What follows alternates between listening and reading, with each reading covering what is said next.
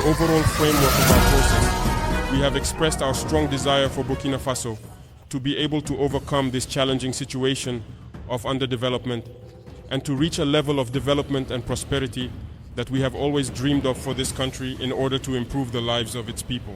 In order to achieve this, we have undertaken multiple initiatives in agriculture, industry, agri-food and energy, which present significant challenges for us. These initiatives are currently being addressed in various sectors of activity, including infrastructure, as well as the aspect of food distribution systems, FDS. Our efforts in these areas are aimed at ensuring progress and development in our society. During the initial phase, in terms of your perspective, it was necessary to reflect on the issue of logistics, armament, vehicles, and all other factors that come into play in the subsequent stages of the process. What is presently improving gradually, and we will persist in this direction to empower you to carry on the noble fight for this homeland and make steady progress towards achieving our goals. But in addition to all this, we have realized one thing. For the nation to exist, endure, and develop, you all need to be strong. And being strong is not just about the logistical plan, but also the psychological plan. There is this family stability that every fighter needs when they are on the battlefield. We have all been in the field. We have encountered various situations where frequently, when you are in the field, your mind is often back at home. Because you are unable to solve a number of problems, perhaps of a financial nature. Generally, that's what it boils down to, and it disturbs the combatant. At this moment, we have a large number of individuals who are wounded. We also came to the realization that this problem has not been dealt with in the manner that it should have been. The proof of this is that up to the moment I am speaking to you, we have not been able to list all those who have been injured since the beginning of this conflict.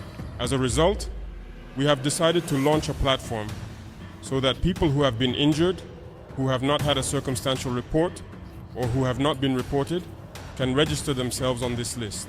And I believe that a couple of weeks ago, we held a conference in this very room to initiate this process, as an agency was established solely to cater to the needs of those injured in war. Similarly, we have also considered the orphans who will be included in every level of the organized transport system of the FDS in order to provide them with the necessary support and assistance. And schools for the wards of the nation will be established. In our education policy aiming to implement within a certain time frame to make education free in Burkina, we want this free education to start with these schools for the wards of the nation, including orphans of our fallen heroes. Additionally, for the first time, an agency was established to provide assistance for the injured, infants, and orphaned individuals. Presently, we are entering a new stage in tackling the financial component, which holds great importance for the military. Earlier today, we had the intention of introducing this cooperative to you. Could you please explain how it will operate and function? What are the objectives of this cooperative? What are our goals and aspirations in working together through the cooperative?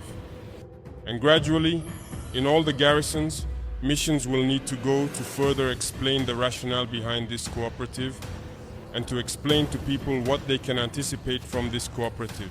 And in return, the question you asked here this morning, in the garrisons, you'll have to ask many questions. And I believe a General Assembly is also planned in the cooperative's organizational chart so that the inputs, the contributions for improvement can come from you. We desire for you to have the capability to save at a significantly higher rate and possess rather specific savings, each in accordance with their individual preferences and the products that will be provided. When the military personnel encounters issues or difficulties after their initial loans, it becomes a long-term problem because the pay is not sufficient to adequately address and resolve these challenges.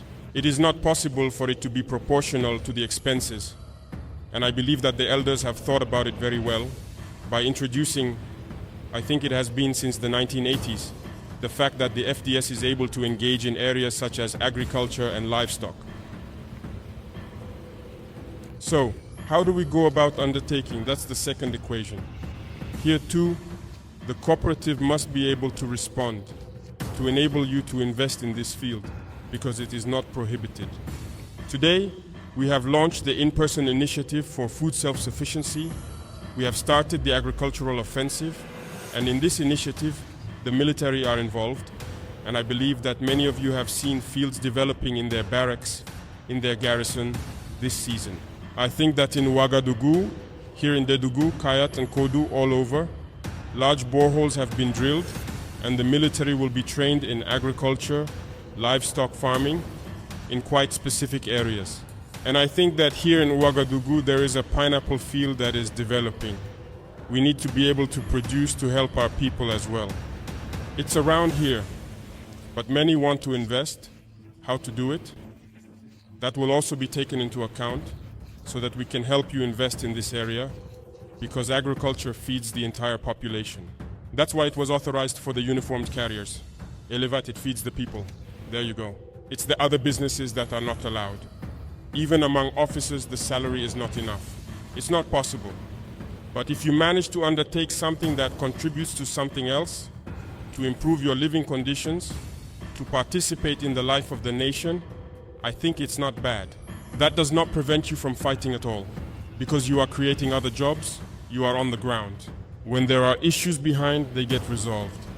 Burkina Faso imports a lot in this regard.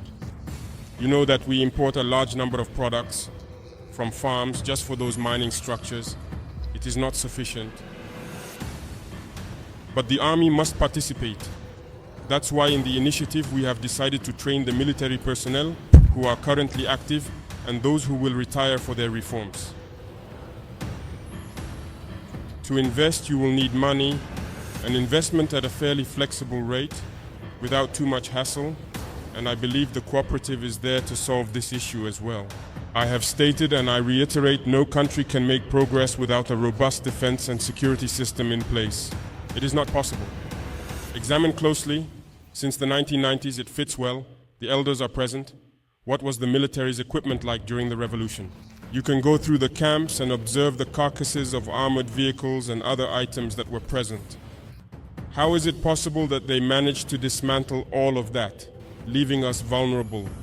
And now they are using terrorism to seize our lands. Comprehend this. To evolve, you require a robust army. You require a robust security system. And in order to possess this system, it is not solely about logistics. We require to be mentally stable. And to be stable in the head, it is necessary to review the living conditions of the brave fighters that you are. So we are dedicated to this process in order to enhance the living conditions of the FDS. In any case, we will be proud to have the opportunity to enhance the living and working conditions of yourself and your families. That's why this cooperative was once again thought out, reflected upon. In addition to the cooperative, there will be another phase related to the economy of the armed forces. Because civilians also support this, they want to see you in good condition, they want to see you mentally liberated so that you can defend them. Otherwise, they would not contribute so that we can provide you with the necessary equipment. We want everyone to comprehend the extent of the cooperative, join, have the ability to explain it to their fellow members, and rapidly develop it so that we can make significant changes in a brief time frame. The factory we recently established in Bobo is in alignment with the same line of thinking. When we observe FDS walking around in faded uniforms, it is painful. And we have evaluated the amount of money we spend annually. Police, national or municipal police force, GSP, gendarmerie, customs, army personnel, law enforcement.